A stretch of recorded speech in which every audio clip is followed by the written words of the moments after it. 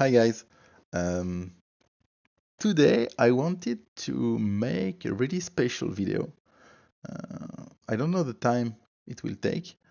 Um, it's a kind of teaching on how you can create your own problems of retrograde analysis. Okay, so I will start from an empty board and we're gonna try to make a problem like this, starting with nothing. Well, I prepared something to have some basis so that we won't lose a lot of time. Okay, so what are the main things you need to create a problem?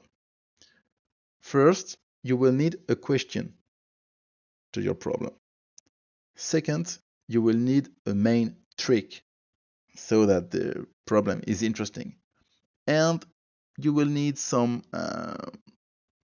side tricks, secondary tricks, and in the end, you will need to make this thing so that it works. Okay, so you will move some pieces and add something so that it's gonna work.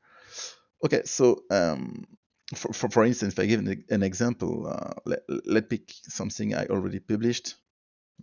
Let's pick the first puzzle I made, for instance. Had time. If you take this puzzle, so the question was how many moves to checkmate. So okay, it's just a really simple question, like a classical question. And the main trick is, of course, the capture en passant. Okay, so in this problem, everything is about, it's not possible to checkmate in one, except if you take en passant in c6. And then you need to produce a problem so that you can prove that the last move of black must be c7, c5. And so you have a checkmate in 1, b takes c6. Okay, so let's be back here. So what I prepared is also the question and the main trick. And I even prepared a secondary trick. So I wanted to make a puzzle on this question. You will have to show that one player cannot castle anymore. But we don't know which one. This is the question I prepared, okay? You need to prove that one player cannot castle. So since we have this, let's start with this, and we will see what we're gonna do then, okay? So we are trying to build a problem where the question will be, prove that one player cannot castle. Okay, this is my question. And the first trick I considered was to put, let's say, some pawns like this, and to move maybe the rook, let's say here, okay? So the idea is now, well, this rook is a promoted rook or not. At the moment, if this rook is not promoted, then it's really easy to see that the white king had to move, okay? So if I let the problem like this, it will be really simple, too simple, of course, except if the rook is promoted, and then the idea will be, okay, if I pick a pawn, I will make something so that the pawn will force the black king to move, and so that we're gonna have the result. Okay, so it's a good start for our question. We want to make a problem where we're gonna show that one of the players, but we don't know if it's black or white, cannot castle anymore. The second trick I prepared is, finally, I will put the pawns like this. So now it's less easy to see that this rook must be promoted, okay? Because maybe in the game, this pawn crossed like this, and so the rook go there, and well, and then the other pawn take there. So we're gonna have to show that this is also not possible. Okay, so after building this, now we're just gonna try to put some random stuff so that it's gonna work. Okay, so let's go relaxed. Okay, uh, if this rook is not promoted, you have two cases. The white king moved and the rook reached a b5 from a1, and then white cannot castle anymore since the white king already moved during the game.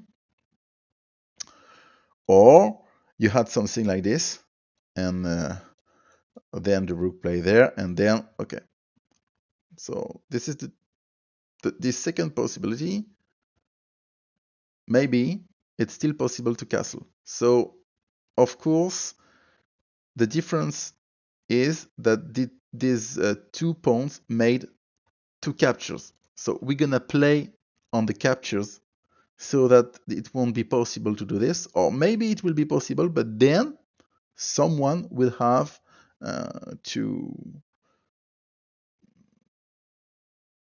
someone won't be able to castle. Okay, so now let's talk about the main trick.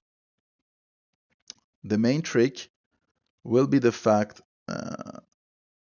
that some pawns like e2 and e7 will have to be promoted to arrive to the position. But if they are promoted, we're gonna make the things so that the kings had to move. Okay. So let's continue. I prepared almost only this, so maybe it will take time to arrive to a problem. But let's start with something where I put some just some, let's say let's say some random pawns. Okay. So e2 is not there and could go until here, and if it takes something like this, he had to be promoted in a rook, but then it's a problem. So we're gonna put something there. Let's say we make something like this. Okay, we want. Okay, we could also put this. We have a little trick there because, as you can see, the bishop in c8 couldn't move, and so if I put things like this, the bishop in c8 was taken on c8. So on the number of captures, it won't count.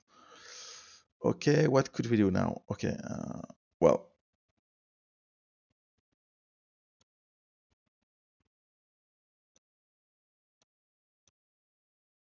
I will put also the pieces on the board.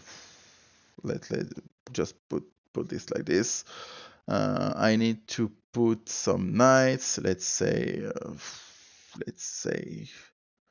okay. I took some little notes about what can I do, but well, I hope we can arrive to a real problem. I think it should be possible, but because we have enough stuff there. Okay, the white. Maybe we can remove the white queen. Let's say we don't put the white queen, and we're gonna then maybe put something like this, maybe like this.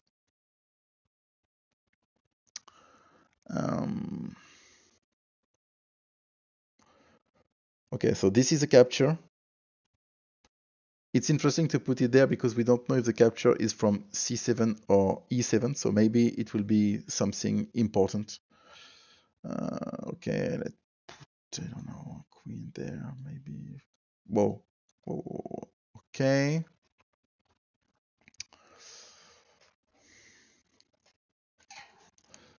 Well, let's count. We have 4, 4, 4, okay, 12, 14.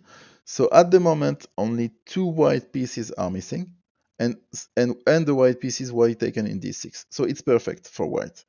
For black, I don't know. Actually, the 2 bishop are missing and 2 pawn, but 1 bishop was taken on his starting place, and if the pawn came from e7 until he took something on d6, the bishop was on f8.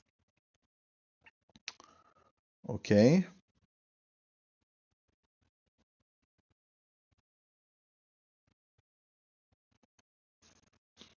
Maybe we will have to add a pawn like this. Maybe not. Um, let's try to solve the problem like this, and we'll see if it's possible or not. And if it's not, we're gonna add something and maybe move some pawns. Okay. So the problem is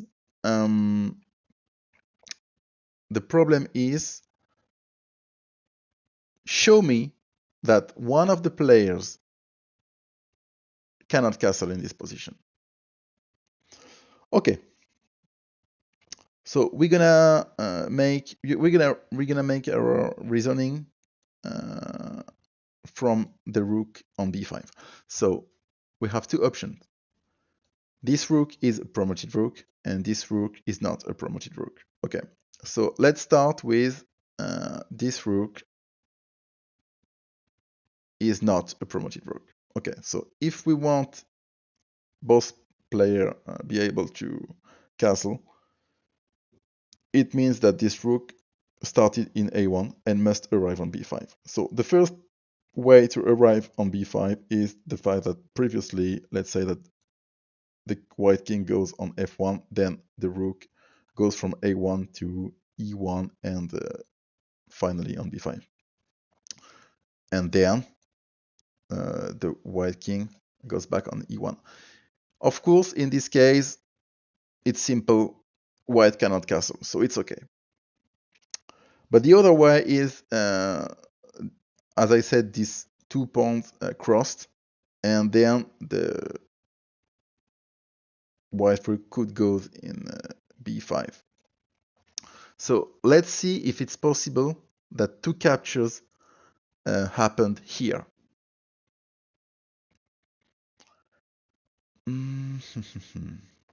Okay.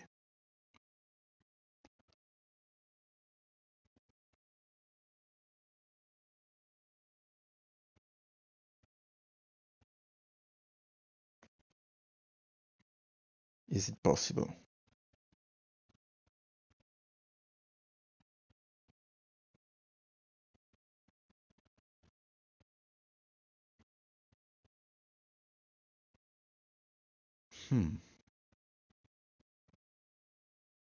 You have 2 possibilities. This pawn came from c7 or from e7. Let's say it came from e7. For instance, he could take the white queen on d6. Okay. Then the bishop in f8 can be taken in a3. Okay, when this pawn is still in a2, and then the rook goes in b5. But now something needs to be taken on b3. It could be the pawn who started on c7. It couldn't be the bishop on c8 because he couldn't move. And it could be also the pawn which started in f7. If the pawn started in a7, of course, it means that this pawn must be promoted. If it's this one,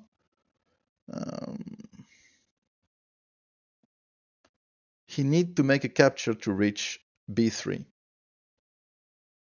And the only way to reach b3 is making capture, but there is only one pawn available to be captured, the pawn who started in e2. And so e2 must be captured. So I think it's working because we arrive to the conclusion that to arrive to this, it means that the pawn in f7 was promoted or the pawn in e2 was promoted. And we're going to show that if one of these two pawns is promoted, then the opposite kings had to move. Let's say that the pawn in e2 want to be promoted. Can he take something? No, he cannot make any captures.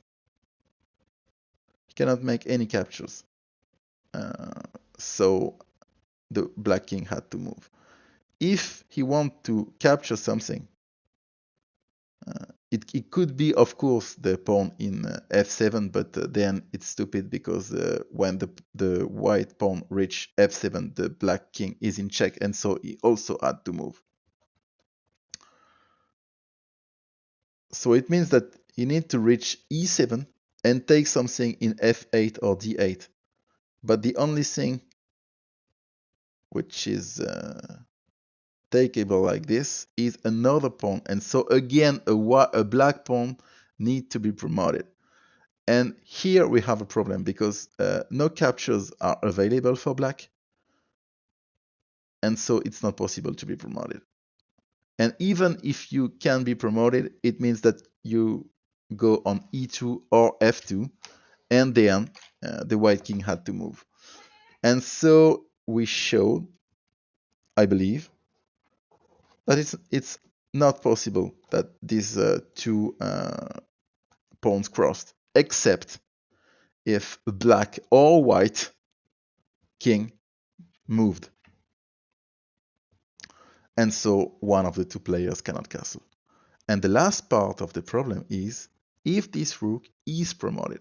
But now I think we made the hard part of the job, because if this rook is promoted, it means that one of these two pawns, e2 or maybe f2, if f2 and e2 crossed, had to be promoted. But if you are promoted in g8, e8, f8, or g8, then it means that the black king had to move because you needed to be promoted in a rook.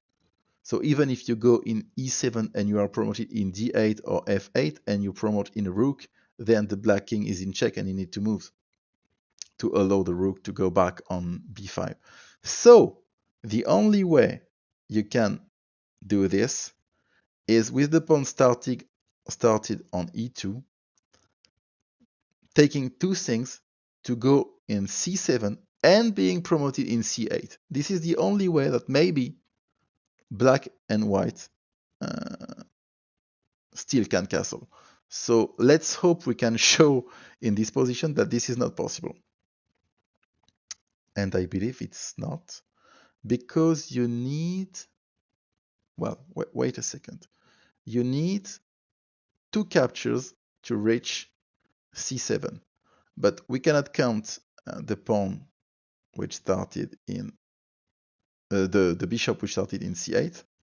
Okay, we could capture the pawn in c7 on his place, and so we needed to take something. Oh, maybe it's possible. Oh god, no, I think it's possible. So it's not working.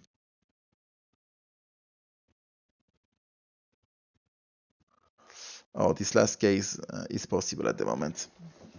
Because let's say the white queen goes in d6 and you have e7 takes. Then the bishop goes in d4 and e2, e3. You take in, you take in d4. Then you play c7, c5. You take in c5, and then you can be promoted in c8.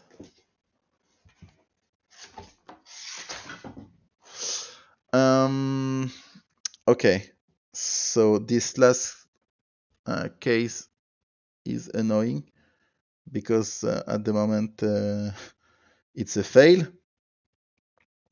You cannot prove that you cannot prove in this position that both player uh, cannot castle. I don't know if you followed this, but there is a way it's possible to have a promoted rook in b5. I think it's let's play e3. Then with the queen d1, you go in d6. You play e7 takes. Then you play the bishop f8 in d4. Then you play e takes. Then you play c7 c5 and you take. And then you just reach c8 and you can promote in a rook. Let's say that a piece is in d8, so the black king is not forced to move. And then you go with the rook in c5 and in b5. So at the moment, this is not working. Okay. Okay, so we have to move something to eliminate this case.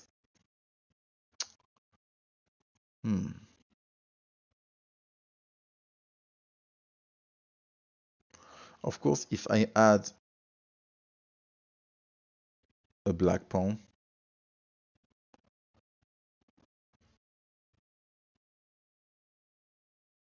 if I add a black pawn, let's say here,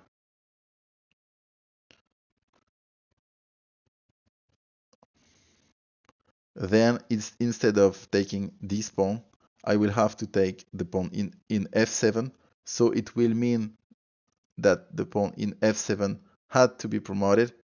And so we arrive in the same contradiction. The white king had to move. So okay, if I add a pawn in c5, it's clearly possible. And so we have a problem. Let's see if we can do something which is better.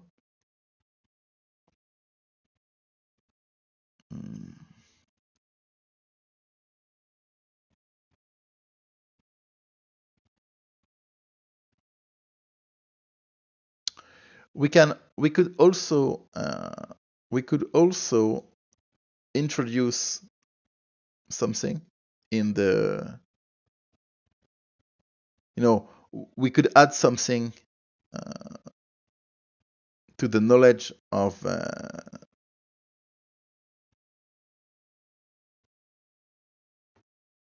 to our knowledge. If we want to prove this, we could say, for instance, that this game started with e4. It's another possibility to make the problem works. Let's say that, imagine you arrive somewhere and you see that a player played e4, okay? And after playing e4, then you came back and you arrived at this position. The only thing you know about this game is this game started with e4, a classical opening. Then I believe without the pawn c5, you can prove one of the player cannot castle, because then the bishop in f8 cannot be taken in d4 anymore, since the first move was e4. And so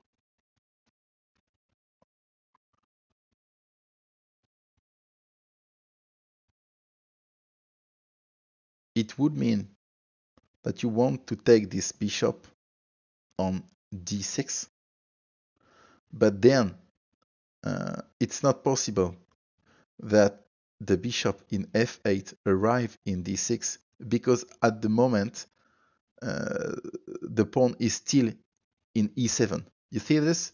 The pawn is still in e7. So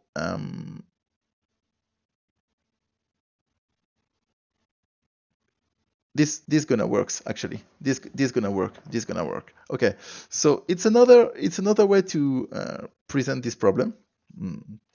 Okay, let's say you have this position and you know that in this game it started with e4. It's an e4 game. Okay, prove that one of the players cannot castle anymore, and we don't know which one. Let's make again, but really quickly, the demonstration. I think it's possible. Let's say that the rook in b5 is not promoted. If it came from e1 and then b5, it means that the king in e1 moved.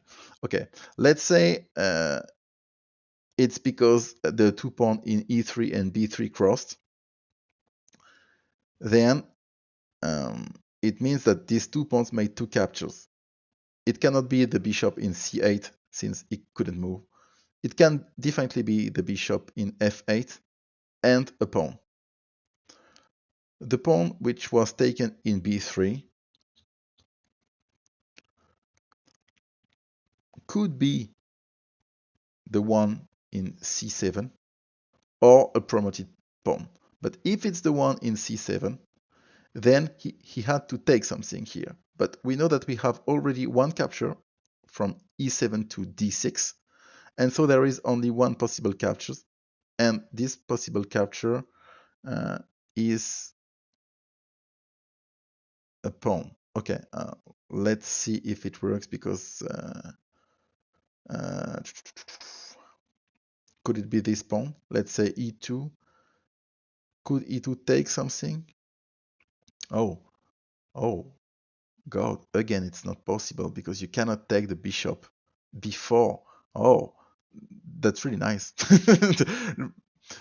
Okay, this is not possible because if the pawn started in e2 wanted to go to be taken in d6, he had to take something, but he couldn't take the bishop in f8 because he had to do this before the e7 takes d6, and so at the moment the bishop is still in f8. Well, plus the bishop in f8 was basically in this variation taken in a3, I guess. Yeah. So definitely we arrive to the conclusion that if these two pawns crossed, one of the remaining pawns in e2 or maybe f7 or something had to be promoted, and to be promoted it forced the white king or the black king to move. Finally, if this rook is a promoted rook, then if the pawn was promoted in d8, e8, f8, g8, it's obvious that the black king had to move, and so black cannot castle. So the only way black still can castle is if the pawn e2 is promoted in c8, and it requires two captures. And we don't want to capture f7, because if we capture f7, it means that f7 is promoted, and if f7 is promoted, it won't gonna work.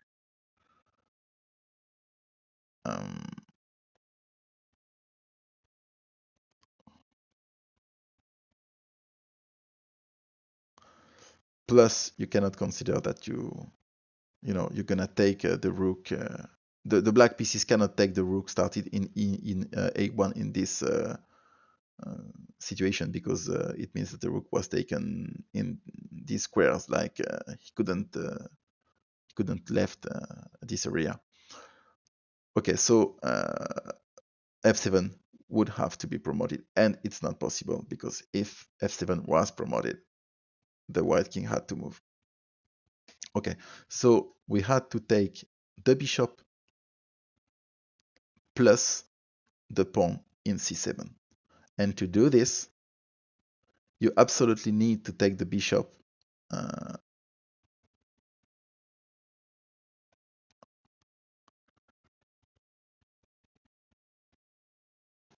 on okay, just yeah, You absolutely need to take the bishop on d4 or on c5, and it's not possible because the very first move of the game was e4.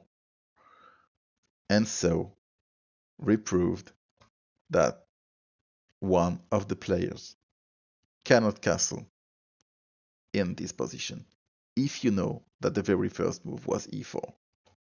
Well, I think it's not a bad one. It's not a bad one. Well, I hope you enjoyed this. It was like I wasn't sure that I gonna arrive to something